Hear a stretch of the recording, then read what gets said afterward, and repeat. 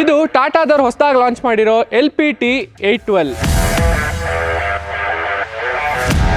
ಈ truck city ಓಡಾಡಕ್ಕೆ the best ಅಂತ ಹೇಳ್ತೀನಿ. ಏನಕ್ಕಂತ ಹೇಳಿದ್ರೆ ಇದು 4 ವೀಲರ್ ಬಟ್ ಪೇಲೋಡ್ ಅಂತ ಬಂದಾಗ 5 ಟನ್ ಕ್ಯಾರಿ ಮಾಡಬಹುದು. ಇದು ಇಂಡಿಯಾಸ್ ಬೆಸ್ಟ್ 5 ಟನ್ ಕ್ಯಾರಿ ಮಾಡುವಂತ 4 ವೀಲರ್ ಟ್ರಕ್ ಅಂತ ಹೇಳ್ತೀನಿ. ಬಿಕಾಸ್ ಈ ಟ್ರಕ್ ಅಲ್ಲಿ ನಿಮ್ಗೆ 125 PS ಪ್ರೊಡ್ಯೂಸ್ ಮಾಡುವಂತ ಇಂಜಿನ್ ಇದೆ, ಜೊತೆಗೆ 360 ನ್ಯೂಟನ್ ಮೀಟರ್ ಟಾರ್ಕ್ ಡೆಲಿವರ್ ಮಾಡುತ್ತೆ and G400 reliable gear box ಇದೆ. ಅಡಿಷನಲಿ ಈ ಟ್ರಕ್ ಅಲ್ಲಿ 310 mm ಕ್ಲಚ್ ಸಿಗುತ್ತೆ, ಸೊ ಪವರ್ ಜಾಸ್ತಿ ಇರುತ್ತೆ ಅಂಡ್ ಬ್ರೇಕ್ ಡೌನ್ ಕಡಿಮೆ ಆಗುತ್ತೆ.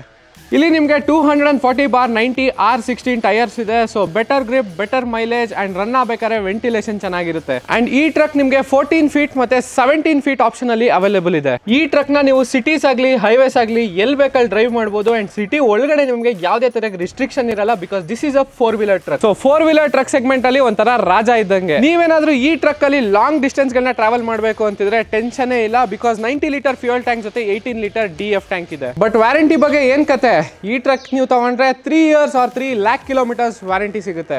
ಈ ಟ್ರಕ್ ಅಲ್ಲಿ ನಿಮಗೆ ಗ್ರೇಡಬಿಲಿಟಿ ಬಂದು 26.4% ಇದೆ. ಪ್ಲಸ್ ಅಡ್ವಾಂಟೇಜ್ ಏನಂದ್ರೆ ಈ ಟ್ರಕ್ ನ ತಗೊಂಡು ನೀವು ಯಾವುದೇ ತರ ರೋಡ್ ಕಂಡೀಷನ್ ಇದ್ರು ಟ್ರಾವೆಲ್ ಮಾಡಬಹುದು. ಬಿಕಾಸ್ 216 mm ಗ್ರೌಂಡ್ ಕ್ಲಿಯರೆನ್ಸ್ ಇದೆ.